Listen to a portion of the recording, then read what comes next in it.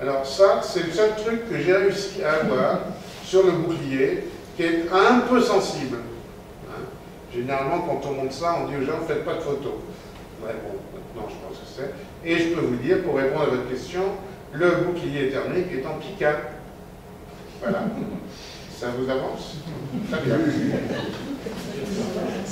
Mais non, mais ça veut dire quelque chose, je ne me rappelle plus, mais bon, c'est breveté secret. Donc on voit ici la pénétration dans l'atmosphère et la zone la plus chaude, sur quelle partie du bouclier la zone la plus chaude est concentrée. Alors la caméra de descente, une petite caméra de descente, qui va permettre de photographier le sol. Alors évidemment, pas en direct, on ne l'aura pas en direct, mais au bout de 15 minutes, on va avoir les informations sur les descentes. Ça va être formidable. Descente contrôlée, les rétrofusées s'allument, et vers les 50 mètres d'altitude, les rétrofusées sont allumées plus fortement afin de réduire la vitesse, parce qu'on ne voudrait pas que ça s'écrase. Vers les 20 mètres, il faut arrêter de freiner, sinon on ne se pose pas, hein, bien sûr. On coupe les fusées et on commence à faire descendre la grue. Alors attendez, voilà. Alors pourquoi, on peut se poser la question, pourquoi un tel système?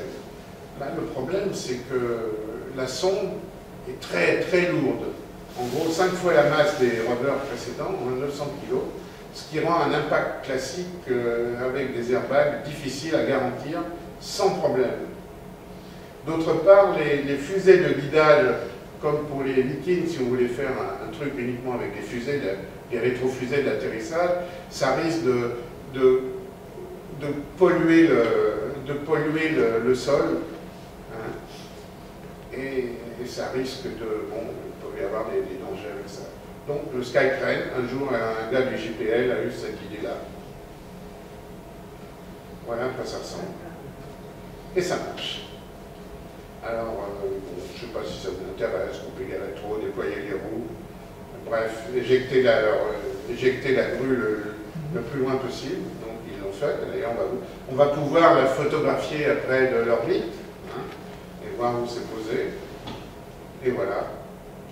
Et les 3 sondes martiennes, Mars Odyssey, MRO et Mars Express, vont écouter Curiosity et transmettre tous ces bits. Vous vous rappelez, je vous ai parlé, à chaque séquence, il y a un bit, bit, et c'est ça que l'on va, qu'ils vont transmettre. Alors, il y avait 14 minutes de décalage avec la Terre, vous avez dit 17 et 14 minutes. Voilà à quoi ça ressemble.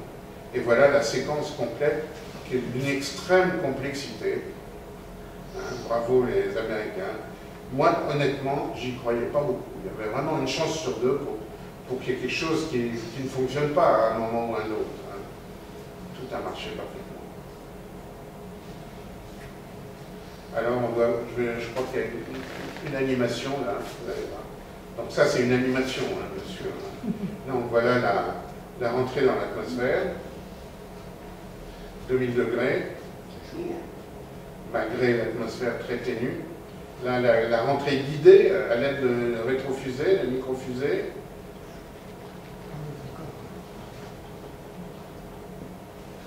Parachute. On éjecte le bouclier thermique. On va retrouver sur le sol après, derrière, on va voir. On déploie les roues du rover. Les rétrofusées commencent à se mettre en action.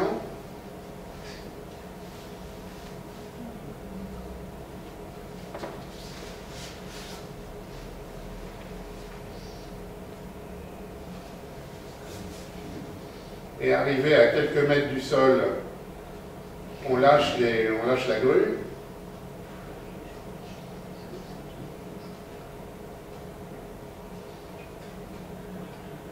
Dès qu'on touche le sol, contact, on coupe les câbles et on relance le support, donc avec ces rétrofusées pour aller atterrir plus loin. On déploie le mât et la sonde est opérationnelle immédiatement. On a eu les premières photos 10 minutes après s'être posé sur Mars. Et on a pu voir ça en direct, ce qui est formidable. Ce que vous voyez à l'arrière, c'est le générateur nucléaire évidemment, il y a beaucoup d'instruments. Les panneaux solaires n'auraient pas suffi, on est loin du soleil quand même, donc il fallait beaucoup d'électricité, et donc on a un générateur au plutonium. Super, hein? Eh bien, tout a marché. Bravo, oui, bravo l'artiste. Alors, maintenant, on va voir l'atterrissage. MRO et Mars Odyssey changent d'orbite pour essayer de photographier l'atterrissage, hein, comme pour Phoenix, oui.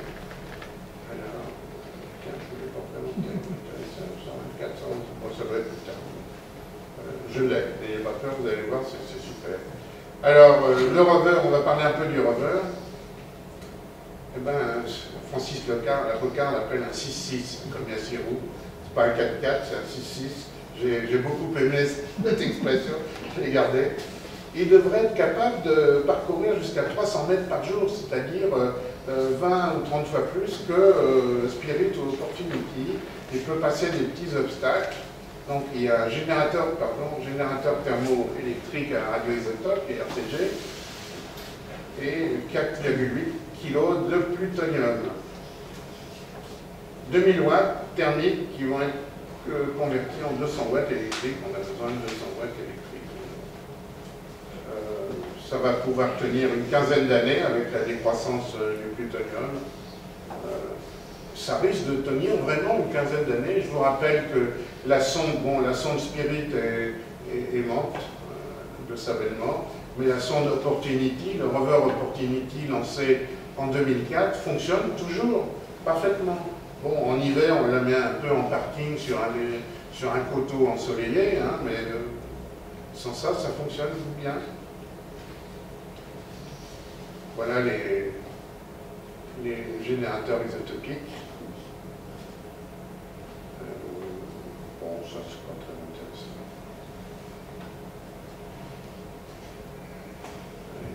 Voilà la taille des roues comparée. Alors, de Pathfinder en bas, de Curiosity, ensuite vous voyez celle ici des rovers Spirit et Opportunity.